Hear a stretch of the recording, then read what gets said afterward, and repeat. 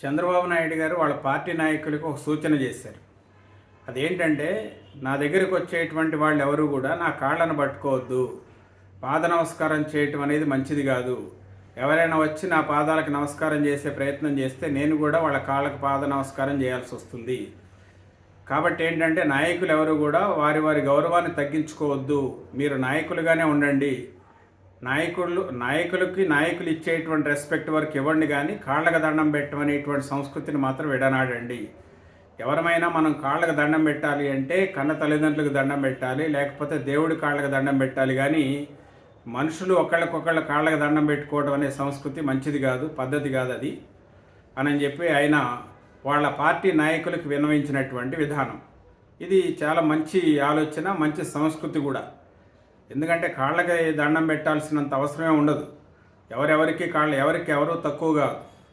వయసులో కాస్త పెద్దవాళ్ళు కావచ్చు, పదవుల్లో పెద్దవాళ్ళు కావచ్చు, వచ్చే అవకాశాలను కాబట్టి కొంతమంది పెద్దవాళ్ళుగా ఉండొచ్చు, కొంతమంది చిన్నవాళ్ళుగా ఉండొచ్చు. కానీ వ్యక్తులు వాళ్ళ యొక్క వ్యక్తిత్వాలని తగ్గించుకోవాల్సిన అవసరం లేదు, ఎవరు తగ్గి ఉండాల్సినటువంటి అవసరం లేదు.